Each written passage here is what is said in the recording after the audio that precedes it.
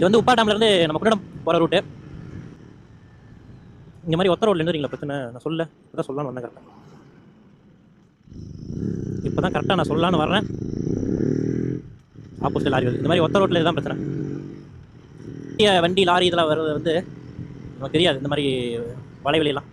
அதனால் என்றைக்குமே டேர்னிங் அப்படின்னு வந்துச்சுனாலே நம்ம வந்து கார்னரிங் பண்ணுறோம், அது பண்ணுறோம், இது பண்ணுறோம், அதெல்லாம் வந்து நல்லா விசிபிளாக இருக்கிற ரோட்டில் தான் பண்ணணுமே ஒழிய இந்த மாதிரி வந்து பிளைண்ட் டேர்னில் வரும் பார்த்தீங்களா, அதில் வந்து என்றைக்குமே வந்து அதே ஸ்பீடில் வந்து நம்ம போகவே கூடாது. இன்னொன்று, எல்லா நேரத்துலையுமே வந்து ஸ்பீடாக போகணுன்னு அவசியம் கிடையாது. நமக்கு மேக்ஸிமம் நான் ஸ்பீடு போகிறதுனால வந்து ஒரு நல்ல ஸ்ட்ரைட்டான ஒரு ஸ்ட்ரெச்சில் அந்த ரோடு வந்து ஆல்ரெடி நமக்கு வந்து கொஞ்சமாவது பரிச்சயமாக இருந்த இதில் நான் வந்து கொஞ்சம் ஸ்பீட் எடுத்து பார்ப்பேன். அதனால் நீங்கள் நம்ம புதுசாக ஒரு ரோடு பிடிச்சி போகிறோம் இது பண்ணும்போது என்றைக்குமே வந்து கொஞ்சம் நிதானமாக போய்க்கணும். ஏன்னா எப்போ எந்த டைம் வருது என்ன எதுவும் நமக்கு தெரியாது. நம்ம அதுதான் வந்து நான் வந்து ஃபாலோ பண்ணுற ஒரு டிரைவிங் ரூல். யாரும் வந்து ஒன்றும் கேட்க போகிறது இல்லைங்க. நம்ம எப்படி போய் இது பண்ணுறோம் ஒன்றே வீட்டில் மட்டும் தான் வந்து கேட்பாங்க. அதுவும் வீட்டில் மட்டும் தான் நம்ம எதிர்பார்ப்பாங்க நம்ம திருப்பி வீட்டுக்கு வரணும்னு. அதனால் அதை மனசை யோசிச்சுட்டு தான் நம்ம வந்து இனிமேல் வந்து பைக்கை வந்து ஓட்டணும்.